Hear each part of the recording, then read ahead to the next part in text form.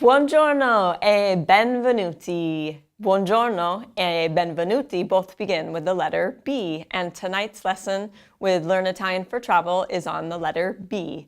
Sono Danielle, I'm Danielle, and this lesson is going to be based on the book that I just wrote, The ABCs of Italian Travel. We already did the letter A in Italiano, and so we're going to be continuing on with the letter B. And this video will give you a glimpse of the content of the book with words and phrases and nouns and verbs. And the book, of course, will provide a more in-depth look at all of these things as well as more grammatical explanation. So let's begin. Begin begins with B as well. That's in English, but it's okay. Va bene. Okay, I have a video that actually focuses a lot on the letter B. You might have watched it. You might want to watch that as well. And it is on Buono, Bello, Bravo, and Bene, which are included in this chapter too. So we're going to look at buono first of all here. Buono is an adjective. Adjectives describe nouns, and in Italian, usually adjectives immediately follow the noun. And we've already talked about in Italian that nouns have a gender, they're either masculine or feminine, and then they have a number, they're either singular or plural. So the adjective is going to do the same thing. It's going to have a gender, feminine, masculine, and a number, singular, plural. It's going to agree with the noun, okay? So this adjective, buono, is going to usually come right before the noun instead of following the noun. So we're going to go through this list right here, including buono and some modifications in order to agree with the nouns that it precedes. So the first one, I already said at the beginning of the video, I said buongiorno, buongiorno. So I would like you all to repeat these words at home so you get practice with the pronunciation. Okay, so buongiorno means hello. It also means goodbye. And it's used in a more formal way as opposed to ciao, which is more informal. You can also say buona giornata, and you notice that word has an exclamation point at the end. So that is telling somebody, have a good day. So ripetete, buona giornata. Bravi, bene, very good. So notice how the form of buono changed in order to agree with the noun. So you see in the first one, buono ends in N, and it agrees with giorno, which is masculine. Giornata now is feminine, and buona is going to end in A to agree with that. All of these grammatical explanations are included more in depth in the book as well. So if you purchase that, which will be available soon, probably in the next couple months, then you'll be able to read more about the grammar of all of this, okay? But just for now, masculine, buon, buona, feminine. So the next phrase is buonasera. Ripetete, buonasera is hello, goodbye, but now in the evening. Sera is evening. Okay? And then the next phrase has an exclamation point, just like buona giornata. So you might be able to guess what that means if you say buona serata. Good, bravi. And you know that sera means evening, so serata is modified. That's have a good evening. That's what you're telling somebody. And then the next phrase we have is buon appetito. Buon appetito. Whenever you're in Italy and you're eating and people are around you, Italians will tell you to enjoy your food. They're saying literally a good appetite because they want you to enjoy your food. And you will be enjoying your food if you're eating in Italy. Buon appetito. Masculine, right? Did you figure that out? Because buon instead of buona, feminine. And then other common things, commands using buono that people might tell you, they might say to have a good trip. Buon viaggio. Buon viaggio. Molto bene. And you might want to go back and watch the video on pronunciation as well, and you can know all the rules for vowels and vowel blends and consonant sounds like the G followed by the I and the O. Okay, the last two here are holidays, really the biggest holidays in Italy. Italy is predominantly Catholic, and so the two big holidays would be Christmas and Easter. So the first one is how you say Merry Christmas, Buon Natale, Buon Natale. Fantastico. And then the last one is Easter, Happy Easter. You would say Buona Pasqua, Buona Pasqua. Benissimo. And I bet you can tell which one is masculine out of these two, Natale or Pasqua. It's Natale, right? Because the form is buon invece di buona. Ok, la prossima pagina. Another adjective that is usually going to precede the noun is the adjective bello. Bello means beautiful. It's used to describe an aesthetic quality. And so the tricky thing about bello is, if you look at this page here, is that there are actually 8 different ways to say bello when you put it in front of the noun. So what happens is that bello combines with the definite article and it forms a new form of bello. And it makes it flow a little bit better in front of the noun, because the Italian language is all about flow and sound and rhythm. So instead of pausing, it sounds better to say bel ragazzo, il bel ragazzo, okay?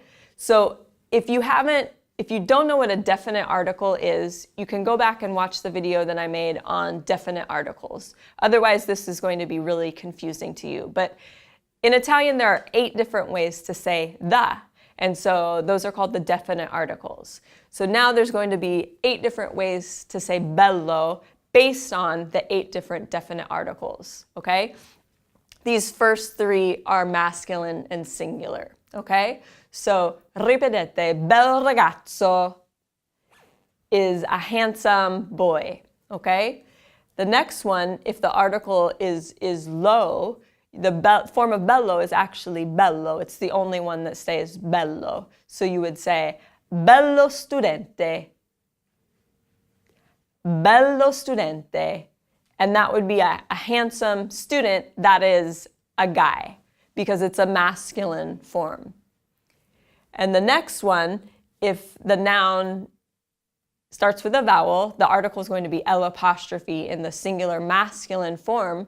So if you want to say the handsome man, you would say bell'uomo, bell'uomo. And it actually sounds like it's one continuous word, even with the apostrophe in there. The handsome man, bell'uomo. Benissimo. The next 2 to come are the masculine plural forms. There's e and li. And so when bello combines with e, the form, it might sound kind of odd to you, but it's bei. And it still is a form of bello. But you would say, if you want to say the handsome boys, which ragazzo is singular, boy. So ragazzi, ending in an I, is now going to be plural, boys or girls and boys together. So if you want to say the good-looking group of boys or boys and girls together, you would say bei ragazzi, bei ragazzi. Benissimo. And then the plural of lo and L' is going to be li. And remember from the pronunciation video that GL sound has 2 sounds. This sound of the li is going to come more from the back of your throat. So it sounds like li.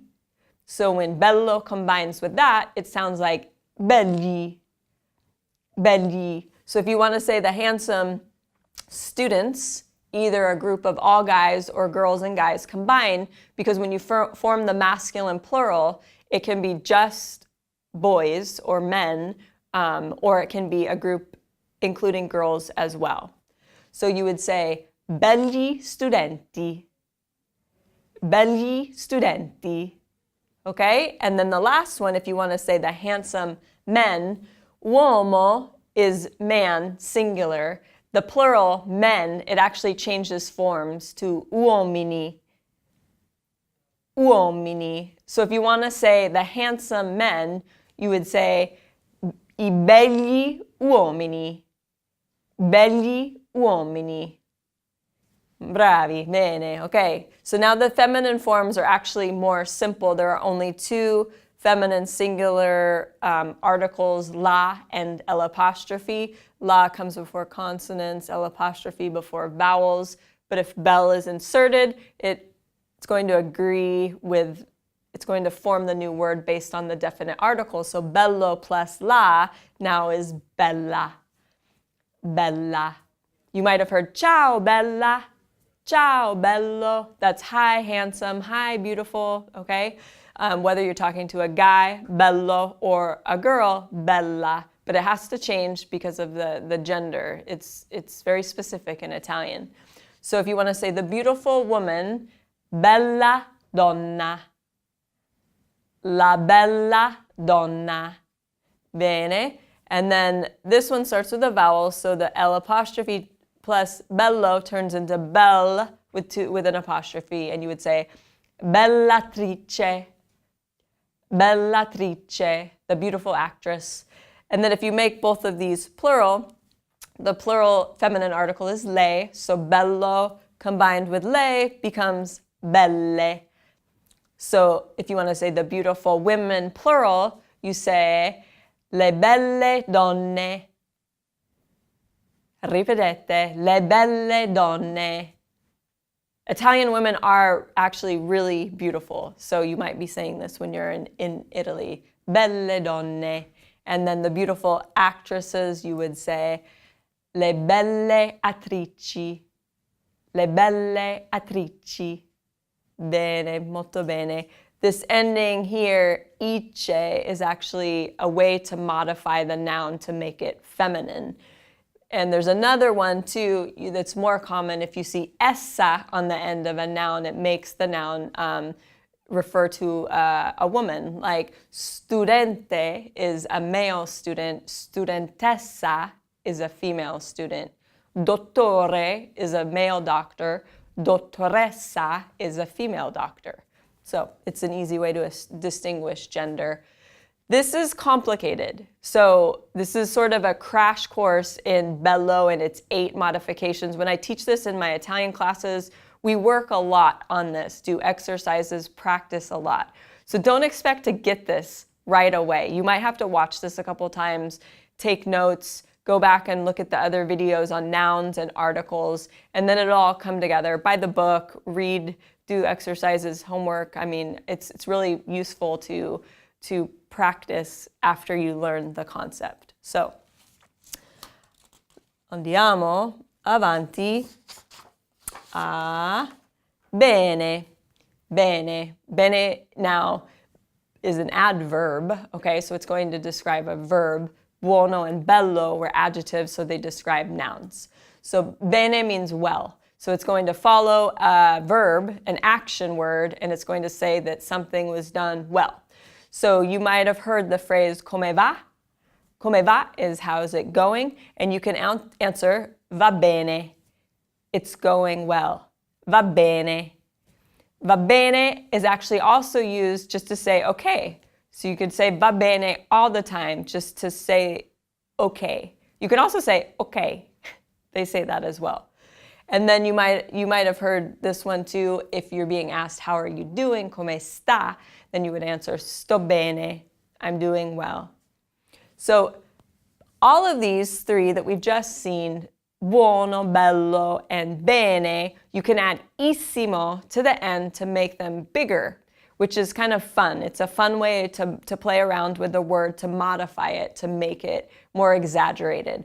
So if something is really well, you can say benissimo. Benissimo.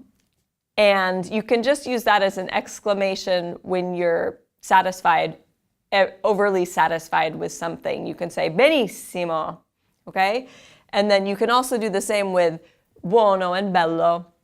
But notice here that because they're adjectives, that buonissimo is actually going to have 4 different forms based on the noun that you're describing. So if the noun that you're describing is male, masculine singular, it's going to be buonissimo. If it's masculine plural, it's going to be buonissimi. If it's feminine singular, it's going to be buonissima.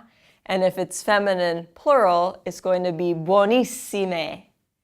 Kind of a lot to think about. But once you get the hang of it, it's pretty fun to put it all together. And then bellissimo is the same thing. It has 4 different forms. So just repeat the masculine singular form to me. Bravi, bellissimo. Bene. Okay, this one is important when you're traveling. You might hear it a lot. You might need to use it. You might hear other people saying it. Okay, basta così. Basta così. That's enough. It's enough. Maybe you're at the market and the vendor is filling your bag with apples. You can say that's enough. Basta così. Okay, it's not rude. And then the last one, the last word on this page, you heard me say in the very beginning of the video, I said welcome. I said hello and welcome. So benvenuto. Benvenuto. And just like these 2 adjectives, it's going to have 4 different forms. Benvenuto, benvenuti, if the group is masculine plural. Benvenuta, if it's feminine singular. Benvenute, if it's feminine plural. Lots to think about. Okay, Luzi, oh, no, not the last page. First, we have some nouns. So I'm not going to I'll define some of these for you, but not all of them. For the most part, I want you to practice the pronunciation to know what they sound like when you say them. So the first word, ripetete, bicicletta, bicicletta. And I'm sure you can figure out what it means because it's a cognate. It looks like bicycle, right? There are so many cognates in the Italian language with English. And I have a video as well on these similar words. You can also shorten it to just bici. Bici is bike, okay? The next one, if you remember that CH combination, okay? Bicchiere. Bicchiere. Poi bottiglia. Bottiglia. This one's important to know. It's the word for bathroom. It's also the word for bath. Bagno. Bagno. Bene. This one too, if you're taking the train, you need to know this word because it's the word for the train platform, and you need to know which train platform to go to. Some of the stations are really big, so you need to get there so you can catch your train on time. Binario. Binario. Poi birra. Birra. Poi banca. Banca. Questa parola, bar. Bar. Bar it's an English word. We say bar. In Italian, it sounds a little different. Bar. It's a coffee shop. It's another way to say caffè. You can say that as well. It's interchangeable. And it's a place where you can go, you can eat breakfast there, you can eat lunch there, you can get sandwiches, you can get coffee. You can get alcohol, like at the bars here, but people don't go to drink a lot. Maybe a glass of wine or a birra. Okay? Poi biglietto.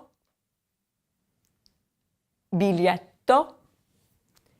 This word right here is not an Italian word because usually in Italian, the CH word combination sounds like K. And so in this word, you actually pronounce it like brioche. Brioche. I believe it's a French word. And then the last word here, the word for drink, bibita. Bibita. Bene. Come va? Va bene o benissimo? Okay.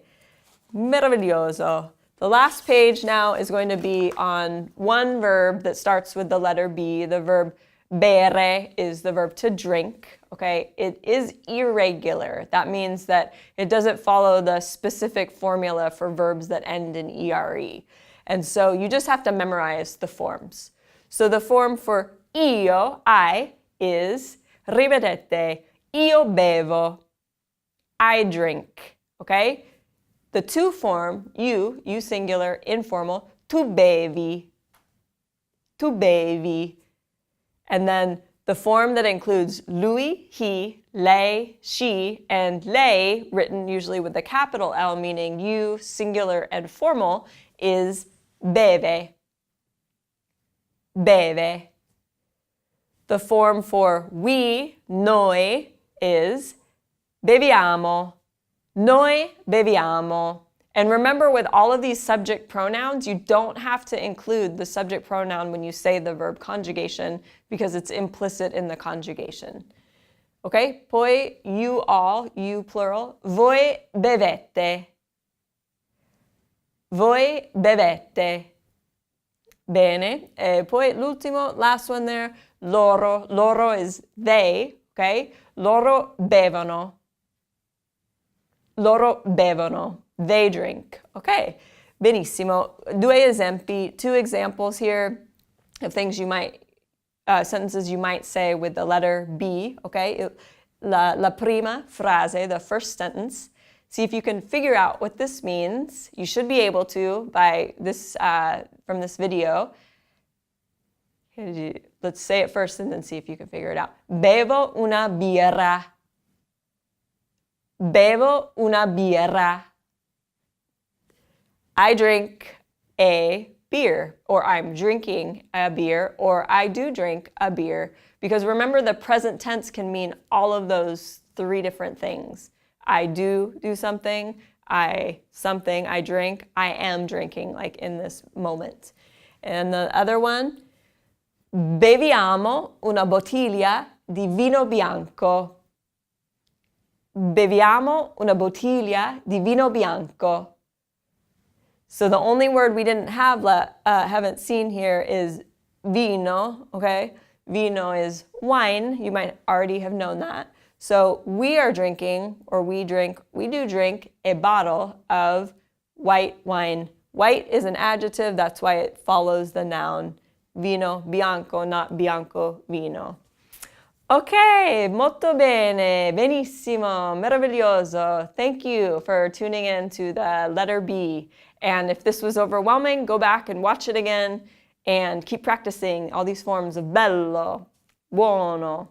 Ok, buongiorno.